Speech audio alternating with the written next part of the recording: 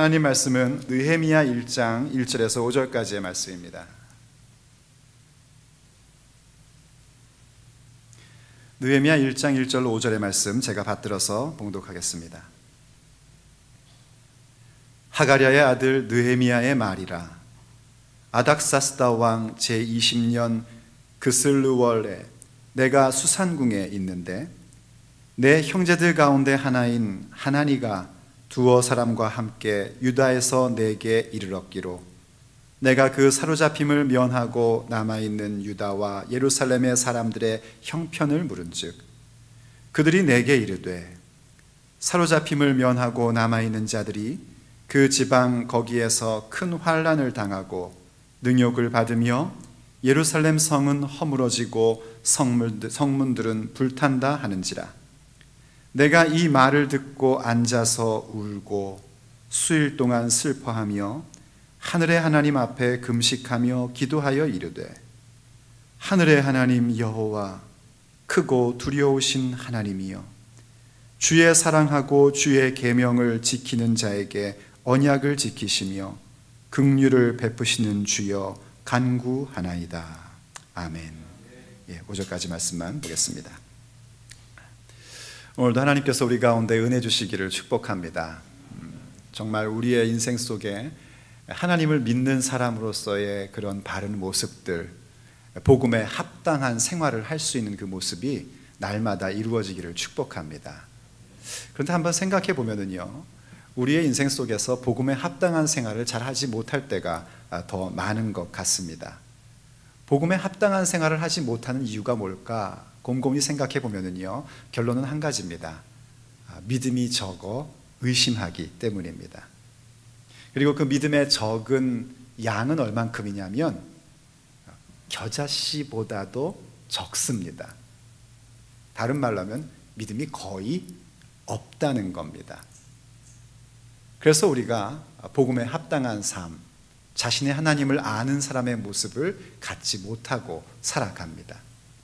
정말 하나님께서 천지를 창조하셨음을 믿고 그 하나님이 우리의 아버지이시고 전능하신 분이시며 모든 만왕의 왕이시고 만주의 주이신 분이라는 사실을 믿는다면 우린 정말 복음에 합당한 삶을 살 수 있게 될 것입니다. 그래서 우린 정말로 하나님을 믿는 자가 되어야 합니다. 물론 우리가 전혀 믿음이 없는 건 아닙니다. 그래도 교회 다니면서 예수님이 우리의 구원자인 것도 믿으시고 주인 되는 것도 믿으십니다. 그렇죠? 예수님이 나의 구원자이시고 주인인 것도 믿고 하나님이 천지 창조했다는 것도 다 믿습니다. 그런데 마치 믿음이 없는 사람처럼 우리가 그렇게 생각하고 결정하고 행동하는 이유는 사실은 우리 속에 있는 그 야심과 욕심 때문일 때가 가장 많습니다.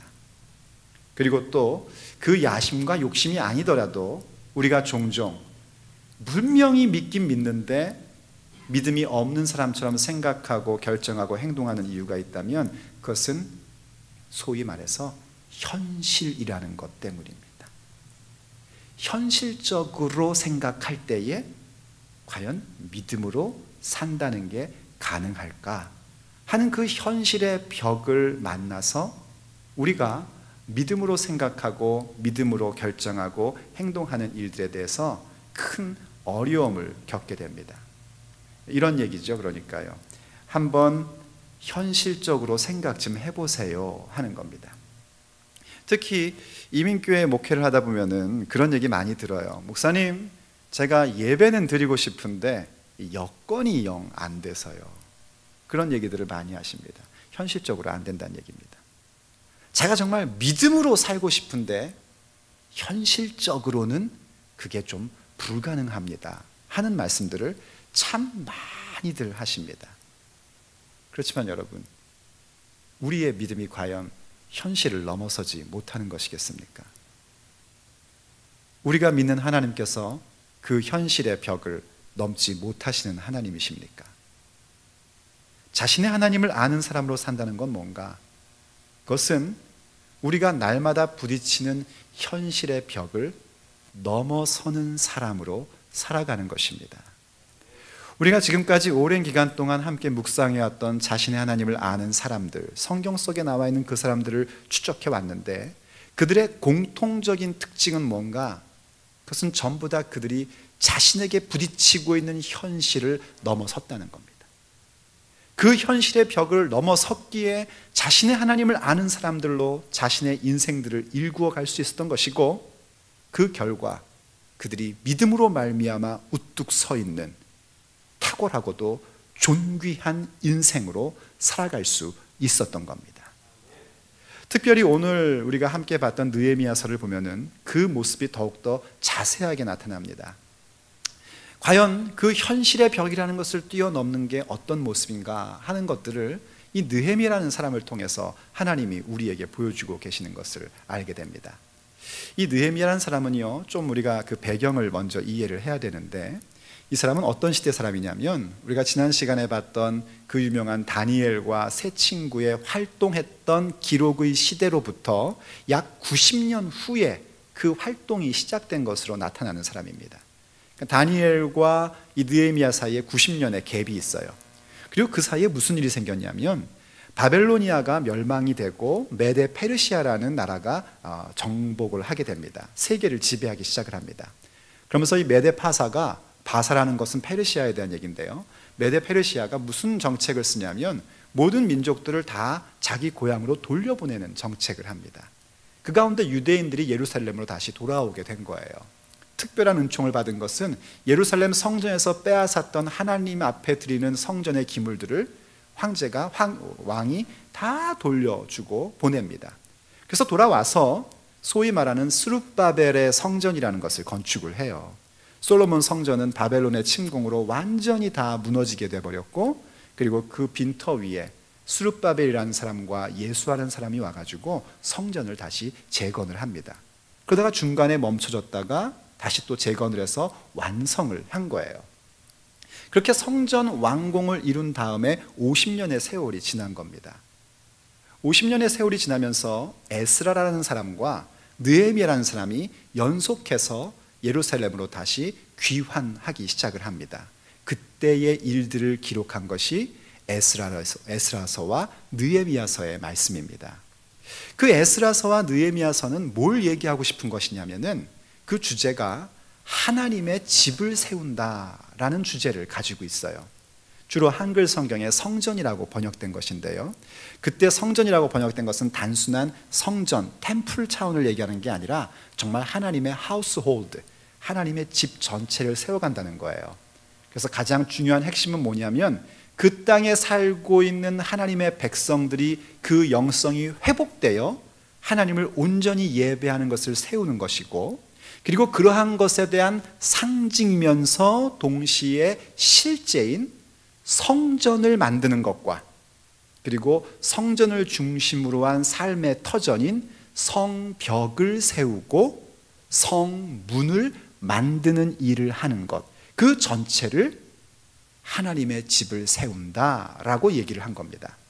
근데 무슨 일이 생겼냐면, 1차 포로귀환의 사람들이 성전을 잘 만들었습니다. 그래서 기뻐했어요.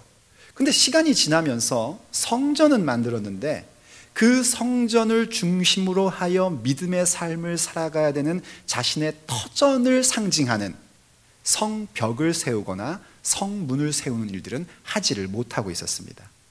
그리고 그 상징과 실제의 모습의 현실적인 모습으로는 무엇이 나타나냐면 성전의 예배를 드리고 있는 하나님 백성들이 하나님 말씀의 실제적인 현실의 부분을 전혀 순종하지 않고 사는 상태 속에 있었던 겁니다. 좀 우리한테 맞게끔 적용을 하면 이런 얘기입니다. 예배는 나옵니다. 나는 크리스찬이라고 얘기도 합니다. 나 교회 다닌다고 얘기를 해요. 그렇게 성전은 재건된 겁니다. 그런데 실제로 나의 삶의 현실 속에서는 전혀 성벽이 세워지지 않아서 세상과 내가 구별되지 않고 성문이 세워지지 않아서 정말 세상의 가치와 판단의 기준이 내 인생 속에 막 물밀듯 들어와도 넉넉고 구경만 하는 상태 속에 있었다는 겁니다. 그리고 사람들은 이야기를 한 겁니다. 이게 그냥 우리가 살 수밖에 없는 현실적 모습이라고 얘기를 하는 겁니다. 성전은 있지만, 예배는 하지만, 하나님을 믿는다고 그리스도인이라고 자처하지만 자신의 삶의 현실의 부분에 있어서는 그 현실적 상황이 나로 하여금 그리스도인다운, 하나님 백성다운 삶을 살지 못하게 하는데 어쩌라는 겁니다. 그때에 하나님께서 에스라와 느헤미야, 특별히 이 느헤미야라는 한 사람을 사용하셔서 하나님 백성들이 말하는 현실의 벽을 넘어서게끔 만듭니다. 느헤미야가 와서 성벽을 만듭니다. 그 성벽을 만드는 것의 중요성은요, 고대 사회에서 성벽이라는 것은 그 위에 파수대를 세워서 적이나 방문자들을 구별하며 성을 보호하는 역할을 하는 것뿐만이 아니라 성문이 있는 그 성벽 옆에서는 그 마을의 지도자들이 모여서 중요한 결정을 내리는 장소이기도 합니다. 그렇게 소중한 장소를 아무도 만들 수 없다고, 현실적으로는 불가능한 것이라고 얘기하는데 느헤미야가 와서 52일 만에 그 성벽을 만드는 역사를 만듭니다. 도대체 하나님은 이 느헤미야가 어떤 사람이었기에 그를 통하여 현실의 벽을 넘어서는 신앙을 보여주셨겠습니까? 현실의 벽을 넘어서는 자, 오늘 첫 번째 이야기로 느헤미야가 가졌던 기도의 모습을 함께 보려고 하는 겁니다. 현실의 벽을 넘어서는 데 있어서 느헤미야를 하나님이 사용하셨던 가장 중요한 원인은 어디냐면 느헤미야가 기도하는 사람이었다는 겁니다. 여러분 표정 보면 무슨 마음인지 압니다. 또 그 얘기냐라는 얘기죠. 맞습니다. 또 그 얘기입니다. 기도하는 겁니다. 어떤 기도냐면 내 시대 속에, 내 상황 속에 무엇을 구해야 할지 알고 드리는 그런 기도입니다. 기도는 믿음의 사람이 갖는 가장 중요한 핵심이고 믿음의 사람이 가질 수 있는 가장 큰 능력입니다. 기도하지 않으면 그 핵심과 능력을 경험할 수가 없고, 기도하지 않으면 결단코 현실의 벽을 넘어서는 일들은 있을 수가 없습니다. 느헤미야가요, 소식을 들었다고 오늘 본문에서 얘기를 했습니다. 그 예루살렘 성전, 그 멀리 있는 고국이에요. 이 느헤미야는 예루살렘 근처에 살고 있는 것이 아니라 메데 페르시아의 수도에 살고 있었습니다. 그 수도의 왕궁에서 일하던 사람이었어요. 정말 멀리 있는 고국입니다. 멀리 있는 고국 가운데서 사람들이 성전을 만들어 놓고 믿음이 있는 것처럼 행동을 하는데 실제로는 성벽도 없고 성문도 없어서 그들의 삶의 모습은 하나님 백성답지 못한 삶을 살고 있다는 소식을 느헤미야가 들은 겁니다. 그걸 들었을 때 느헤미야의 반응이 뭐였냐면 그 소식을 듣고 주저앉아서 울고 그리고 금식하며 기도했습니다. 사실은요, 저 멀리 있는 고국의 얘기이기 때문에 이렇게 반응할 수 있습니다. 하여튼 유대인들은 안 돼. 자기도 유대인이면서 어서 많이 듣던 얘기 아닙니까? 하여튼 한국인은 안 돼. 이런 얘기 많이 하잖아요. 하여튼 유대인은 안 돼. 하여튼 유대인들은 하여튼 말썽이야. 하여튼 역사적으로 문제가 있었어. 왜 그 꼴로 살지? 왜 성벽 무너진 걸 세우지도 못하지? 아유, 정말 사람들. 아니, 자기들이 거기에 가 있으면 그런 거 해야 될 거 아니야? 하고 한마디 얘기해버리면은요, 자기는 마치 굉장히 거룩하고 훌륭한 사람인 것처럼 돋보일 수도 있는 일입니다. 그런데 자신의 하나님을 아는 사람은 그런 표현을 쓰질 않습니다. 도리어 그렇게 무너져 있는 모습들을 보면서 가슴 아파하고 무릎에 힘이 빠져서 주저앉을 정도로 그 문제가 나의 문제로 받아들여집니다. 그리고 금식하며 기도하는 겁니다. 그래서 그런 기도의 내용이 바로 1장 5절부터 1장 전체에 기록이 되어 있는데요, 느헤미야가 기도했던 내용들을 살펴보면 먼저는 하나님이 누구인지를 명확하게 하고요, 그 다음에는 회개를 하는데 자기의 죄에 대한 회개가 아니라 민족의 역사에 범한 죄를 회개합니다.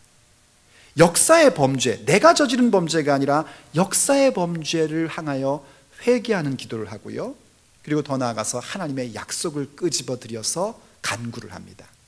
그 다음 최종적 결론으로 무엇을 구하냐면 1장 11절에서 이렇게 기도를 합니다. 한번 보시면은요, 주여 구하오니 귀를 기울이사 종의 기도와 주의 이름을 경외하기를 기뻐하는 종들의 기도를 들으시고 오늘 종이 형통하여 이 사람들 앞에서 은혜를 입게 하옵소서 하였나니 그때에 내가 왕의 술관원이 되었느니라 하고 얘기합니다. 어떻게 기도했대요? 뭐 다 자르고 여러분이 딱 눈에 보이는 게 뭡니까? 이 종을 뭐 하게 해달래요? 형통하게 해주십시오. 그 다음에 또 뭘 구했어요? 이 사람들 앞에서 뭘 입게 해달래요? 은혜를 입게 해주십시오. 누구의 기도하고 똑같습니까? 네, 우리의 기도하고 똑같습니다. 우리도 늘 그 기도하는 거 아닙니까? 하나님 형통하게 해달라는 거 아니에요? 하나님 사업이 잘 되게 해주십시오. 자녀가 성공하게 해주십시오. 훌륭하게 크게 해주십시오. 형통하게 해달라는 거 아닙니까? 하나님, 내 아이가 어딜 가든지요, 정말 하나님 앞에 그 은혜를 입는 사람으로 우뚝 서게 해주세요. 정말 좋은 사람들 만나게 해주시고요, 좋은 사람 만나는 것뿐만 아니라 이 아이를 향해서 나쁜 마음을 품었던 사람도 이 아이를 만나는 순간 그 나쁜 마음이 싹 녹아져가지고 좋은 마음을 갖게끔 그렇게 해주세요. 뭐 그렇게 기도 안 하시는 것 같은 표정을 지시면 어떡해요? 다 그렇게 기도하잖아요. 그 얘기를 한마디로 하면 뭐냐면 형통하게 해주고 하나님 앞에서 은혜를 입는 사람으로 삼아달라고 그렇게 기도를 하는 겁니다. 우리도 그렇게 기도하고 있고 느헤미야도 그렇게 기도하고 있는 겁니다. 그런데 여기에 중요한 차이가 있습니다. 느헤미야가 형통을 구한 것은 자기의 편안함이나 자기의 일반적인 성공을 위하여 형통과 은혜를 구한 게 아니라는 겁니다. 그의 목적은 일반적인 성공에 있는 게 아니었습니다. 돈 많이 벌어서 유명해지는 것에 있는 게 아니었습니다. 오히려 그의 기도는 이 형통한 자기의 삶이 도구가 되어서 하나님 나라의 무너진 성벽을 세우는 일에 쓰임받고 싶어 구했던 형통과 사람들 앞에서 받는 은혜였습니다. 이 차이는 너무나 큰 차이입니다. 여러분, 저는 여러분들이 형통하기를 원합니다. 아멘 하시는 분들만 형통하십시오. 전 정말 여러분이 다 형통하기를 바랍니다. 전부 다 성공하시기를 바랍니다. 그렇지만 그 형통 자체가 목적이 되지 않기를 축복합니다. 정말 성공해야 되죠. 이민의 삶에서 잘 살았으면 참 좋겠습니다. 또 우리의 자녀들이 정말로 성공하기를 원합니다. 그래서 우리 자녀들에게 얘기하지 않습니까? 얘야, 유색인종으로서 사는 게 참 어려운 거니까 전문직 가져라, 기술을 가져라, 그러면서 얘기하잖아요. 그래서 그들이 잘 살기를 원합니다. 그런데 그 모든 이야기 속에, 그 모든 기도 속에 과연 목적이 뭐냔 말입니다. 그냥 교회에서 목사 앞에서 하는 얘기 말고요, 성도들 앞에서 체면치레로 하는 얘기 말고요, 여러분 스스로 자신에게 한번 물어보십시오. 왜 나는 이 사업이 잘 되기를 바라지? 왜 나는 이 직장 생활을 잘하기를 원하지?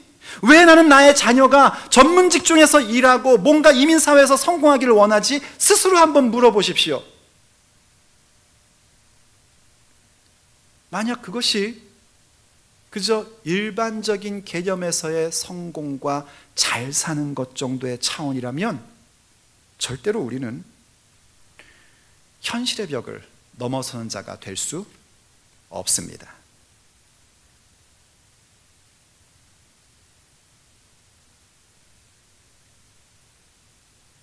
현실의 벽을 넘어설 수 있는 그 믿음을 갖고 싶다면 형통을 구하고 사람들 앞에서 은혜 받는 것을 구할 때에 그 형통과 그 받은 은혜를 가지고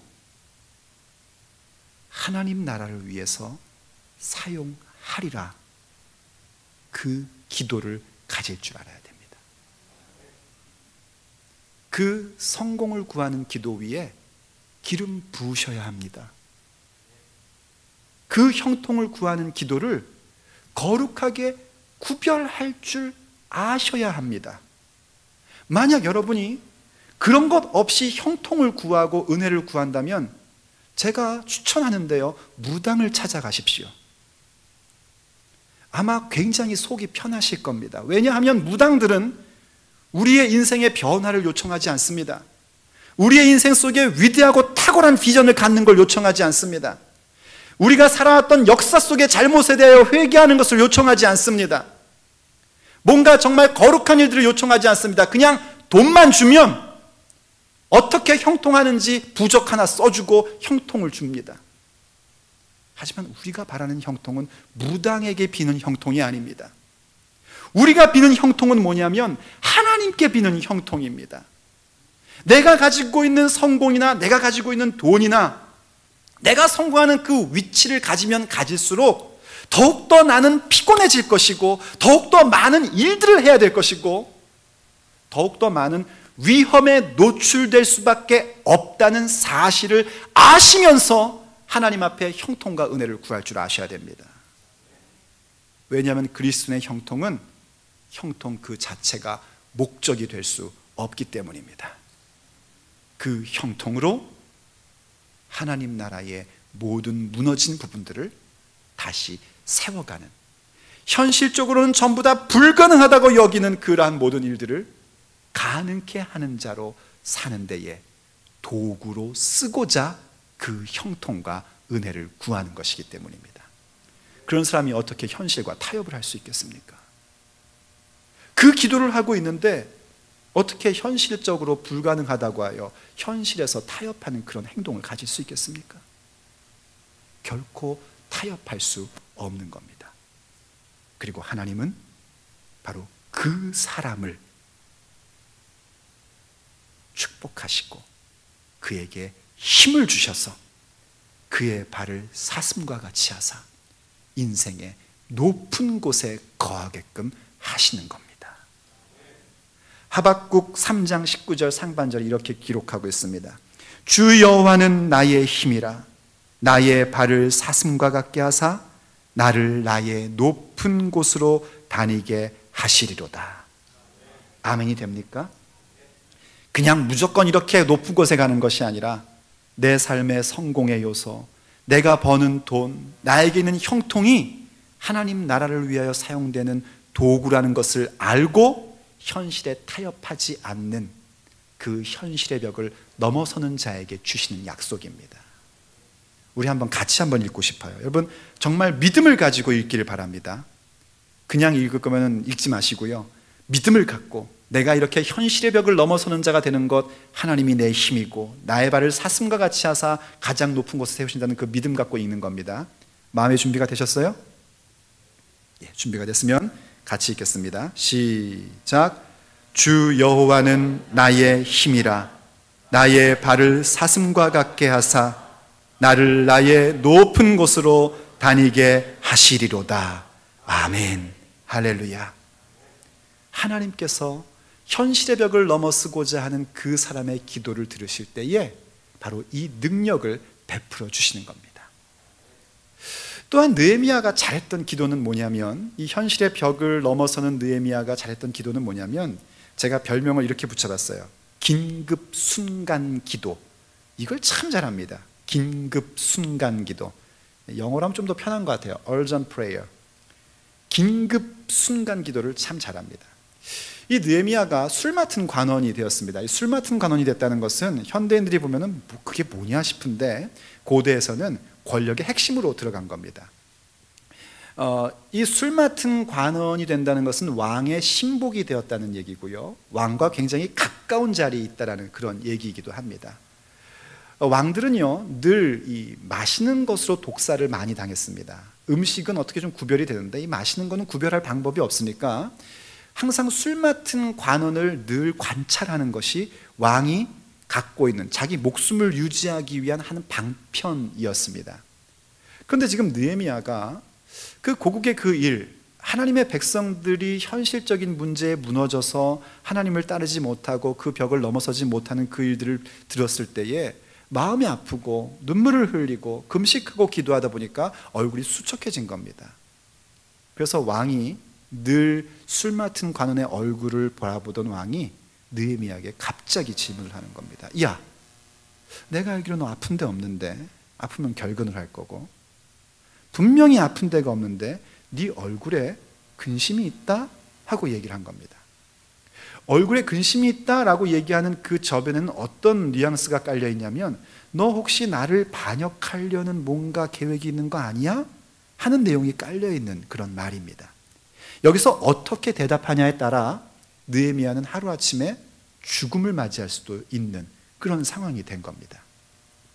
거기다 대놓고 제 두고 온 고국 예루살렘이 성벽이 무너져 있는 상태에 있고 예루살렘의 성문이 무너져 있는 상태 가운데 있으니 내가 이렇게 슬플 수밖에 없는 것 아니겠습니까? 이렇게 대답하면은요, 아, 이 녀석이 예루살렘을 기반으로 해서 뭔가 반역을 꾀하려나 보다 하고 이 페르시아 임금의 특유의 의심증으로 느헤미야를 몰아갈 수가 있는 겁니다.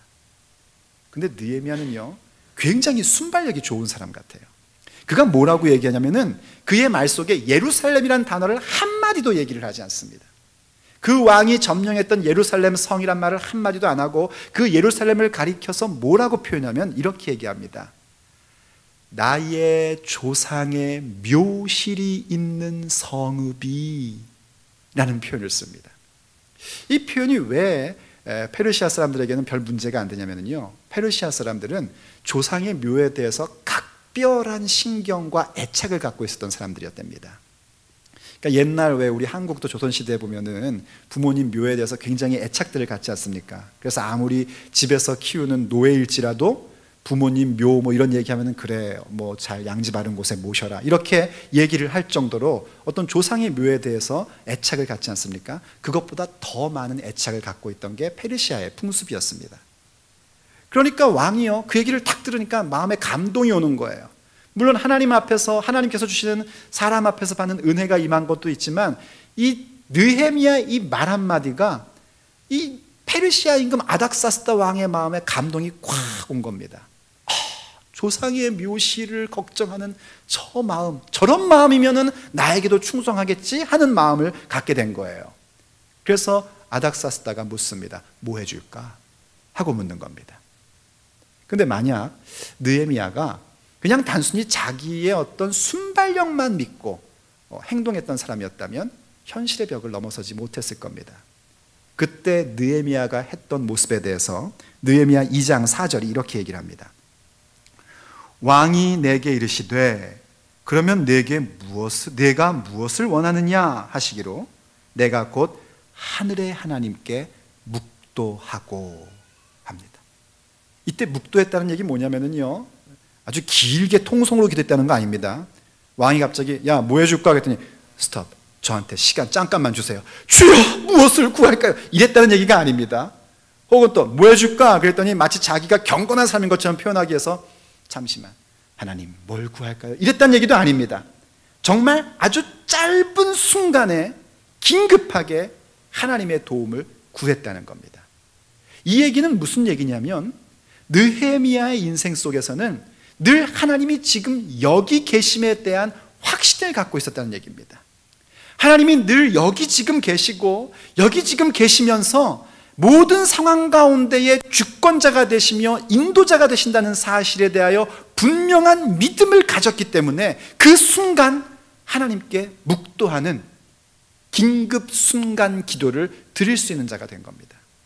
여러분 오해하지 마십시오. 이거는요 뭐 갑자기 그냥 하나님을 찾는 그런 차원의 얘기가 아닙니다. 누구나 뭐 긴급한 일 생기면 하나님 찾는 거 아니냐 해서 이런 얘기 있잖아요. 어떤 무신론자가 얼어붙어 있는 호수를 건너가게 되었는데 그 호수가 꽝꽝 얼은 게 아니라 좀 어설프게 얼은 거예요. 그래도 그 호수를 건너가야 되는 거예요. 그래서 이 무신론자가 마인드 컨트롤하는 겁니다. 나는 건너갈 수 있다. 나는 건너갈 수 있다. 나는 가볍다. 나는 새털처럼 가볍다. 건너갈 수 있다. 얼음은 안 깨진다. 그러면서 막 건너가는데 어떻게 됐어요? 아무리 지가 마인드 컨트롤해도 지 몸무게를 어떻게 바꿀 수가 있겠어요? 저쪽부터 갑자기 얼음이 쫙쫙쫙쫙쫙쫙 깨우니까는 이 사람이 그랬다는 거 아니에요. 하나님 어떡해요? 이랬다는 거 아니겠습니까? 그래가지고 교회 다니는 사람들이 그래요. 거부하고 무신론자도 급할 때는 하나님 찾는 거 아니냐고. 그런 얘기가 아닙니다. 그런 거는 하나님을 찾는 게 아니에요. 그냥 얼떨결에 튀어나온 말일 뿐이죠. 여기 지금 느헤미야가 하나님을 찾는 것은 정말 자기의 삶 가운데 계신 하나님을 알기 때문입니다. 제가 목사이니까 성도들에게 제일 많이 하는 말이 뭐겠습니까? 앞에서도 얘기했지만은, 그렇죠. 기도하세요. 기도하셔야 됩니다. 또 그 다음 많이 하는 말은 뭘까요? 그렇죠. 말씀 보십시오. 말씀대로 하세요. 그 얘기 아니겠습니까? 뭐 목사한테 상담하면 항상 결론은 거기로 갑니다. 기도하고 말씀대로 하십시오. 하나님 믿으십시오. 그게 결론이에요. 그래서 성도들한테 이제 얘기합니다. 기도하는데 좀 하나님 앞에 시간을 들여서 기도하십시오. 그러다 보면은요, 꼭 그렇게 대답하시는 분이 있어요. 목사님, 저는요 무시로 하나님께 기도해요. 이러시는 분들이 꼭 나옵니다.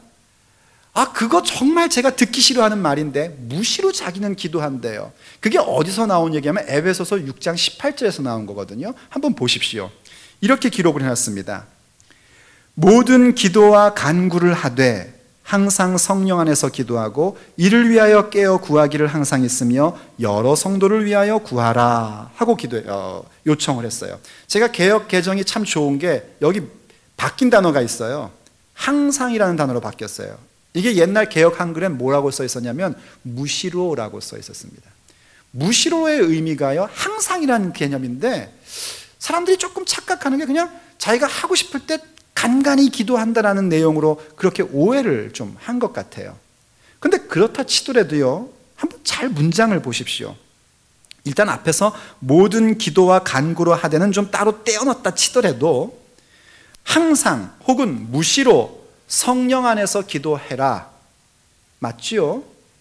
근데 그 다음 뭐라고 했습니까? 그리고 이를 위하여 깨어 구하기를 항상 힘쓰며, 그리고 그 기도할 때 모든 성도를 위해서도 구해라 하고 얘기하는 겁니다.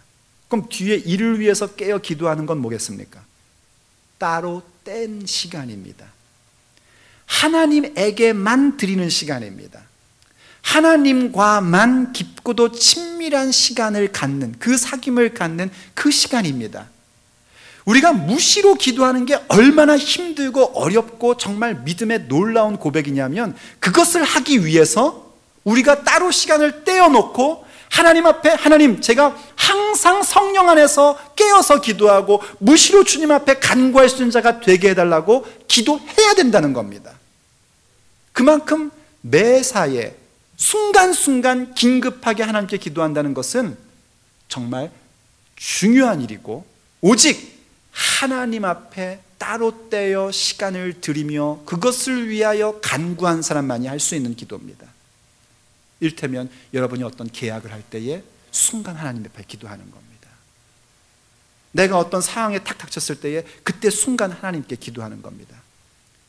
그냥 아무나 종교를 가진 사람들이 자기 신에게 비는 것처럼 하는 게 아니라, 지금 이 계약의 순간, 지금 이 말하는 약속의 순간, 지금 내가 닥친 이 상황 가운데에 하나님이 존재하시고 하나님이 이끄시며 하나님이 주관자가 되신다는 사실을 믿으며 드리는 긴급 순간 기도, 그 기도를 할 줄 아는 자들이 결국은 현실의 벽을 넘어서는 자가 될 수 있는 겁니다. 한 가지 더, 현실의 벽을 넘어서는 사람들이 하는 기도 속에는 무엇이 있냐면, 자신이 하나님 앞에 받은 형통과 하나님께 받은 은혜를 가지고 헌신하며 수고했던 그 모든 보상을 하나님께로부터 받고 싶어하는 기도의 고백이 항상 있습니다. 그것은 너무나 중요한 일입니다. 그게 왜 중요한가?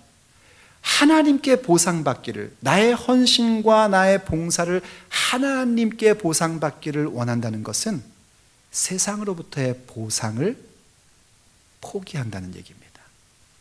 세상으로부터 받는 보상에 대한 묶음에서 내가 자유로워하신다는 겁니다. 느헤미야서는요, 이 느헤미야라는 사람이 1인칭으로 서술하는 그런 내용들이 참 많습니다. 이런 일이 있었다는 어떤 그 이야기들을 쭉 얘기를 해주게 됩니다. 근데 그러한 얘기 때마다 순간순간 또 이 느헤미야가 기도를 드리게 되는데, 그 기도에 대한 내용 중요한 거 두 가지를 보면은요, 느헤미야 5장 19절에서 이렇게 얘기를 합니다. 내 하나님이여, 내가 이 백성을 위하여 행한 모든 일을 기억하사 내게 은혜를 베푸시옵소서 하고 기도합니다. 또한 느헤미야 13장 31절에서는 또 정한 기한에 나무와 처음 익은 것을 드리게 하였사오니 내 하나님이여, 나를 기억하사 복을 주옵소서 하고 기도해요. 누구에게 그 모든 보상과 은혜와 복을 원하고 있는가? 자기가 헌신을 베풀었던 사람들이 아닙니다. 우리가 거기서 항상 문제가 생기는 겁니다. 그러다 보니까 몇 번 배반을 당해본 사람은요, 그 배반이 뭐 대단한 게 아니더라도 뭐 이 순간 그 사람이 내 편 들어줄 줄 알았는데 자꾸 편을 안 들어줄 때도 배신감이 생기기도 하고요, 혹은 또 내가 이 사람한테 이러이러한 걸 기대했는데 그게 안 생기면 또 배신감이 생기기도 합니다. 나중에 몇 년 지나서 생각해보면 왜 그런 걸로 배신감을 느꼈나 하고 스스로 창피해지는 거 저만 느끼는 건 아니죠. 그런 거 있지 않습니까? 그런데 그러한 배반의 마음이 왜 생기는가? 이유는 간단합니다. 내가 그에게 베풀었던 헌신과 사랑과 수고에 대해서 그 사람이 나한테 뭔가 보상을 해줘야 된다는 그런 기대감 때문입니다. 그렇게 해서는 현실의 벽을 넘어설 수가 없습니다. 왜냐하면 그러한 배신을 몇 번 당해보면요, 그 다음부터 어떤 생각이 되면 이건 해봐야 소용없는 일이야. 저 사람 위해서 기도해줘봐야 뭐 하겠어? 저 사람 도와봐야 아무 의미 없다. 아유, 피곤하다, 피곤해. 이게 현실이구나 하면서 성경이 말하고 있는 성도를 위하여 기도하고 가난한 자들을 도와주며 복음을 증거하는 일들에 대해서 단념하게 됩니다. 현실의 벽에 무너지는 겁니다. 그런데 그 현실의 벽을 넘어서려면 사람으로부터 오는 보상을 바라는 것이 아니라 그 보상의 근거를 하늘에 두는 자가 되는 겁니다. 어떤 교만한 자들은 그럽니다. 뭘 하나님께 보상을 원하냐고. 천만의 말씀입니다. 하나님께 보상을 원한다는 것은 내 모든 기대를 하나님께 두고 있다는 겁니다. 뭐 교회는 맨날 이렇게 하나님께 복을 달라고 그러냐고 그런 사람도 있습니다. 아니요, 하나님께 복을 비는 것은 신앙입니다. 아까도 얘기했듯이 복 자체가 목적이 되니까 그게 문제가 되는 것이죠. 그 복을 받아야 우리가 믿음으로 살 수 있는 거 아닙니까? 그 복을 받아야 우리가 섬길 수 있는 거 아닙니까? 그 복을 받아야 우리가 선교할 수 있는 것이고, 그 복을 받아야 복음을 담대하게 전할 수 있는 거 아닙니까? 하나님께 복을 구한다는 건 뭐냐면 하나님이 나를 만드신 분이라는 사실에 대해서 인정하고 받아들이는 겁니다. 그래서 하나님께 나를 형통하게 하시고 모든 사람들 앞에서 하나님 앞에 은혜를 받는 자가 되게 해주십시오 하고 기도하는 것입니다.